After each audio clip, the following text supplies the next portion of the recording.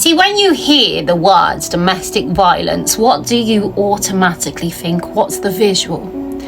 It's probably the ad campaigns of the woman with bruises on her face. It's probably the ad campaigns of the children cowering away.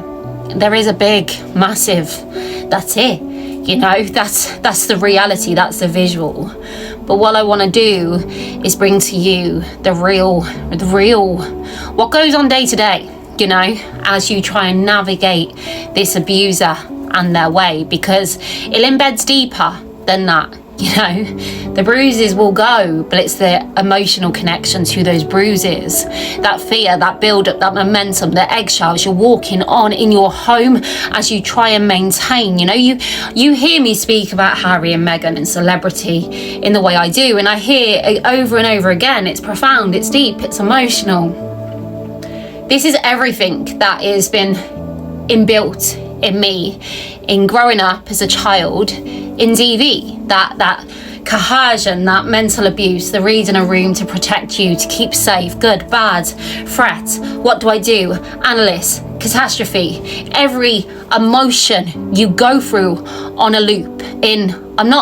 I don't carry a PhD, neither am I a doctor, a journalist. I'm just a mom who lived a life and have taken this emotional intelligence, which I say in cringe as I speak it, because speaking about myself in positive, where it just there's a layer beneath that goes against me. And I speak about Harry and Meghan, as you all know, and people say to me all the time, when you do the aftermath post, does it affect you? You know, does it bring you down?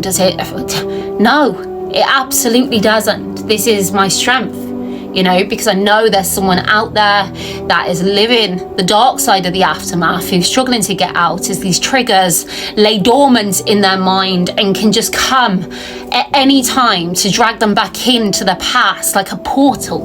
In their living room whilst watching a movie, stood at their kitchen cutting a sandwich into the wrong direction. This could lead you to an onslaught of self-abuse, because that abuser and all the words they spoke, all those moments of a fear, they're so heavily looming around us. And for me, needing to get out, I needed to face this head on. I needed to get in my mind and understand and accept everything that had gone by. I needed to almost shape sort all these connections, these memories and moments. So in a time now where I wake up with a cloud over me, I can instantly connect it and place it away from me. Some days I win and succeed, some days I fail, but I find balance, and that's okay, because that was shit for me. It's okay.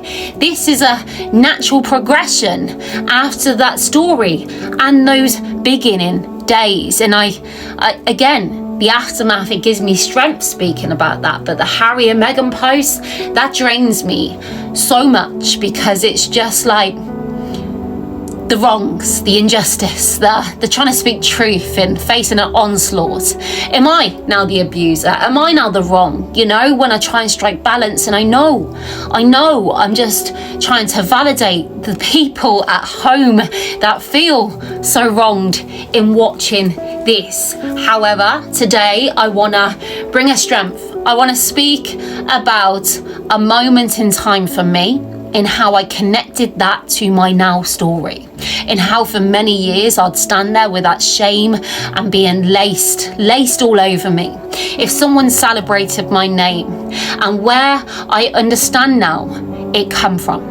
So rather than have that heavy burden of emotion on top of me as I pull out my abuser's tone and start to speak to me, I just say no. I can see, you know? So here is me as a child, you know, a harmless picture one would be, and say, my mom see a magazine article of a competition back in the 90s, biased obviously, and she thought that her daughter could be the next, God knows what she thought, and she wanted to create a photo shoot in the garden, a special moment for me to feel this connection, and for her to do that, I suppose. My abuser got wind of this plan and he couldn't cope with those feelings heavily rooted in him, with that jealous rage, having to interject himself in every way, to nip it in the bud, to make sure it didn't happen again, to be all over us in every way. So what does he do when he's feeling that rage? Of course, he grabs for the scissors upon the kitchen side, walks over to me and just takes a big chunk out of my hair like this. This was my mask, you know, this was my perfect, which I could project to the world and say everything's okay. Just matching my colour ombre wardrobe, my control.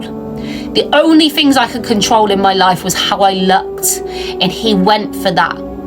I'm guessing he didn't know that, because how could he ever understand that? Because that mask was created off the back of what he had done to us. My mum proceeded to do this photo shoot, and I'd done what I would normally do, and that's place this broken mask back on my face and stand up tall and smile away. My mum got to look down the lens at her broken daughter, knowing what's gone on, as she heavily stood there with blame cemented in place, looking at her daughter carrying that deep sadness and shame. Both me and her instantly knowing that this connection, this time for us, could never happen again. It was not safe to do. It wasn't okay. He didn't approve. And I suppose, and I know this is a trigger warning, I know, but this is what they do. This is the games you play. This is the mental race in which you try and evade to protect yourself, to protect them also, you know. And some may feel and look at me and go, you're a grown woman now, you're married, you've got children of your own, and I do. But this is where I bring this, because you know what? There will be young girls and young boys living this life right now. There will be some people out there that lived this life but can't see a way out. And if they can hear me, if they can listen to my story and understand my understanding of this, in how in the now, for many years, anybody celebrate me or my name in a happy way. I carried nothing but fear and shame in every way, but now I can see it. Now when someone celebrates my name, I have the feelings bubble up, because I don't think they ever go away. But I can back them back down, because I know the very day in which it started to manifest in this way. And awareness for domestic abuse and what people go through is really what drives me in this platform. So I hope you can support this, because it's not just my story. This happens to many more right now and the future to come, because the aftermath for me, it's been so cruel in its extreme. You're only seeing the voice now in the way I speak, because I got that shape sorter.